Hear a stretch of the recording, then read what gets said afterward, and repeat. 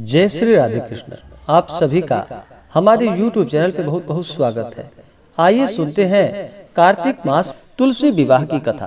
तुलसी का विवाह हर वर्ष कार्तिक माह के शुक्ल पक्ष की एकादशी तिथि के दिन तुलसी का विवाह कराया जाता है। भगवान विष्णु के शालिग्राम के रूप कार्तिक माह शुक्ल पक्ष की एकादशी को देव उठनी एकादशी, देवोत्थान एकादशी और प्रबोधनी एकादशी के नाम से जाना जाता है। इस दिन पूरे विधि विधान के साथ गाजे और बाजे के साथ तुलसी का विवाह कराना चाहिए और जिस प्रकार विवाह में ढोल ताशे नगारे बजते हैं उस प्रकार से बजा करके अच्छे तरीके से मंडप गन्ने से मंडप को सजा करके पूरे विधि विधान के साथ भगवान विष्णु शालिग्राम के रूप में तुलसी माता से विवाह कराना चाहिए। इससे अनंत गुना पुण्य फलों की प्राप्ति होती है। साथ ही भगवान विष्णु और माता तुलसी का कृपा प्राप्त होता है। तुलसी माता का बड़ा ही विशेष महत्व माना गया है। भगवान विष्णु के किसी भी प्रकार के पूजन में बिना तुलसी के भगवान विष्णु प्रसन्न नहीं होते हैं। भगवान विष्णु के पूजन में तुलसी का प्रयोग किया जाता है। भगवान विष्णु के ऊपर तुलसी चढ़ाया जाता है। तो आइए सुनते हैं तुलसी विवाह की कथा। तो बोलिए प्रेम से भगवान विष्णु की जय, माता तुलसी की जय, शालिग्राम भगवान की जय। पुराणों में बहुत सारी कथाएं हैं। एक कथा के अनुसार साबर्णिक मुनि की पुत्री जिसका नाम की वृंदा था, वृंदा ने भगवान विष्णु को पति रूप में पाने के लिए नारायण पर्वत की घाटी में स्थित बद्री वन में घोर तपस्या की थी और बहुत समस्या करने के बाद ब्रह्मा जी प्रसन्न हुए और ब्रह्मा जी प्रसन्न होकर के प्रकट हुए और बोले वृंदा से कि हे वृंदा, तुम हमसे क्या वरदान चाहती हो? तो वृंदा ने कहा कि हे प्रभु, आप तो अंतर्यामी हैं, आप सभी के मन के बातों को जानने वाले हैं, लेकिन आप पूछ रहे हैं तो मेरी यह इच्छा है कि भगवान विष्णु मुझे पति रूप में प्राप्त हो। इस प्रकार वृंदा के कहने पर ब्रह्मा जी ने कहा ठीक है, तथास्तु, तुम्हारी इच्छा अवश्य ही पूर्ण होगी। इस प्रकार ब्रह्मा जी ने वरदान दिया और यह भी कहा कि हे वृंदा, तुम्हारे पुनर्जन्म के कुछ अपराध के कारण तुम्हें इस बार राक्षस कुल में ही विवाह करना होगा। उसके बाद ही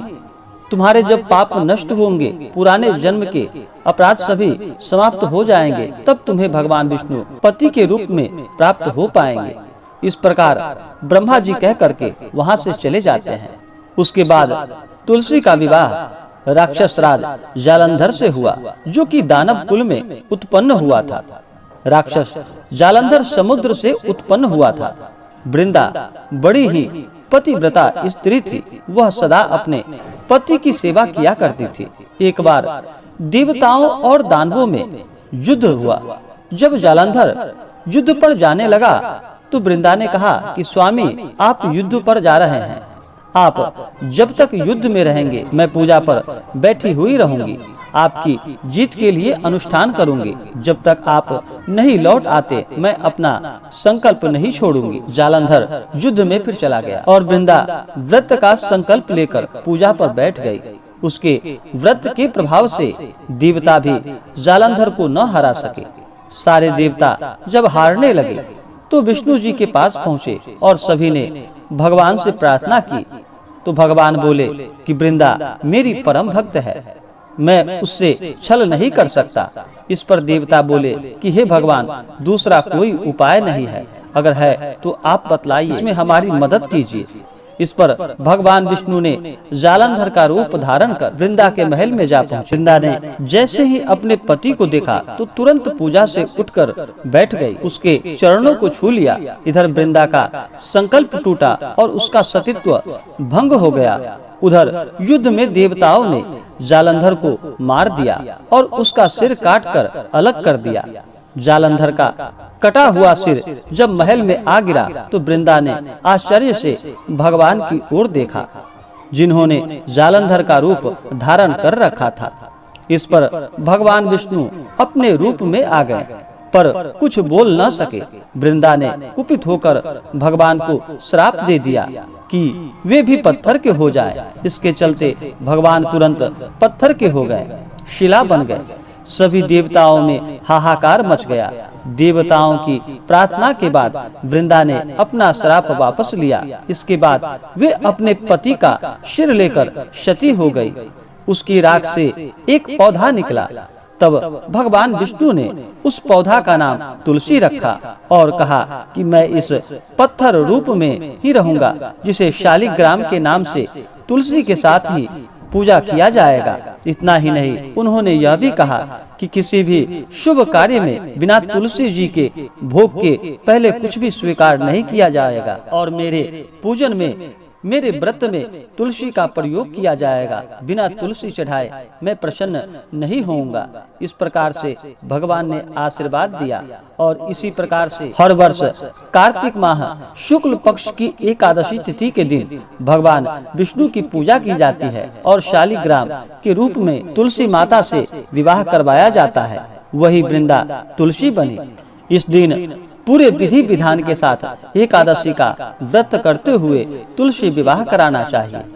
इससे भगवान विष्णु अति प्रसन्न होते हैं और अपने भक्तों को मनोवांछित फलों का वरदान प्रदान करते हैं। एकादशी तिथि का वैसे ही बड़ा विशेष महत्व माना गया है। एकादशी तिथि के दिन भर व्रत और उपवास रहते हुए भगवान विष्णु का पूजन किया जाता है और संध्या के समय पूरे विधि विधान के साथ तुलसी माता से शालिग्राम के रूप में भगवान विष्णु का विवाह करवाया जाता है। इससे भगवान विष्णु अति प्रसन्न होते हैं। जिन भी पुरुषों की बेटी ना हो, उन्हें अवश्य ही तुलसी का विवाह शालिग्राम से करवाना चाहिए। इससे कन्यादान के पुण्य फलों की प्राप्ति होती है और सभी प्रकार के पाप और ताप नष्ट हो जाते हैं। जिस घर में तुलसी होती है, वहाँ यम के दूत भी असमय नहीं आ जा सकते। गंगा व नर्मदा के जल में स्नान तथा तुलसी का पूजन बराबर माना जाता है, चाहे मनुष्य कितना भी पापी क्यों न हो। मृत्यु के समय जिसके प्राण मंजरी रहित तुलसी और गंगा जल मुख में रखकर निकल जाते हैं, वह सभी पापों से मुक्त होकर वैकुंठ धाम को प्राप्त होता है। जो मनुष्य तुलसी व आंवले की छाया में अपने पितरों का श्राद्ध कर्म करता है, उनके पितर मोक्ष को प्राप्त हो जाते हैं। इसी प्रकार से जो भी भक्त सच्ची श्रद्धा के साथ नियम और निष्ठा के साथ एकादशी का व्रत करते हैं, तुलसी माता का पूजन करते हैं, तुलसी माता शालिग्राम का विवाह संपन्न कराते हैं, उनके सभी पाप और ताप नष्ट हो जाते हैं और सभी प्रकार के सुख और समृद्धि की प्राप्ति होती है। तो बोलिए प्रेम से भगवान विष्णु की जय, शालिग्राम भगवान की जय, तुलसी माता की जय। तो आशा करता हूँ कि यह जानकारी आपको अच्छा लगा हो। ऐसे ही ज्ञानवर्धक जानकारियाँ प्राप्त करने के लिए हमारे इस चैनल पे अगर आप नए हैं तो चैनल को लाल बटन दबा करके सब्सक्राइब करें, साथ में बेल आइकन घंटी को दबाएं ताकि मेरे वीडियो का नोटिफिकेशन आपको समय से मिलता रहे।